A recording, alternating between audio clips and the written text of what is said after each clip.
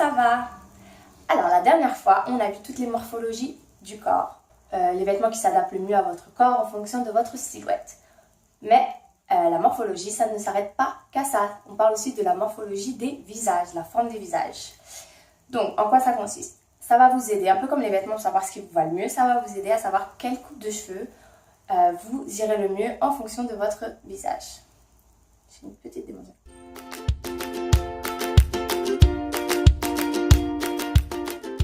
Donc par quoi on commence? Par des mesures, comme pour le corps.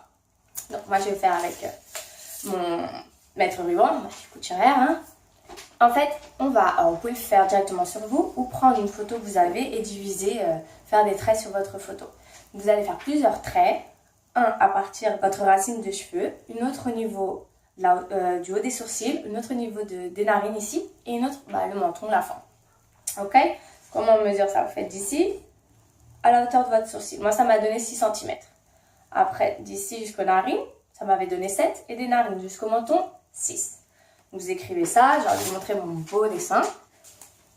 Tadam! J'ai une vraie tête d'œuf. C'est bien moche. Mais du coup, c'était juste pour savoir et pour écrire. Donc là, c'était 6, 6,5, 6 et 7.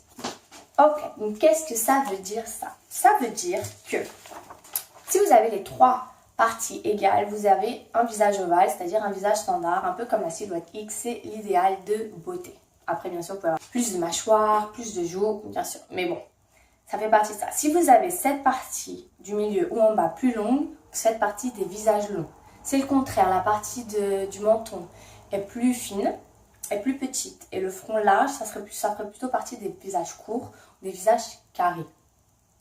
Je vais vous expliquer ça vite. Comme vous pouvez le voir ici, donc ça c'est le visage ovale que je vous parlais, les 3 parties sont égales, pas de mâchoire prominente, c'est soi-disant le visage standard idéal. Ça serait le visage, les deux ici, ce seraient des visages longs, donc le rectangle et le long. Le rectangle, à la différence du long, il a des mâchoires prominentes, donc ça c'est un petit peu mon visage à moi, parce que j'ai cette partie-là qui est un peu plus longue que le front, et j'ai des mâchoires, donc ça serait plus mon visage. Si je laisse pousser les cheveux longs et lisses, j'ai plus cette tête-là, j'ai l'impression. Mais c'est pas super marqué non plus. Ensuite, le triangle fait aussi partie des visages longs. Au contraire des autres, là c'est le front qui est large, mais cette partie est longue aussi. Les visages courts, du coup, ça serait les visages en forme de cœur, en forme, les formes rondes. L'hexagonal, le carré et le trapèze seraient plutôt des visages larges. Et le carré pourrait être un mélange de court et de large. Bref.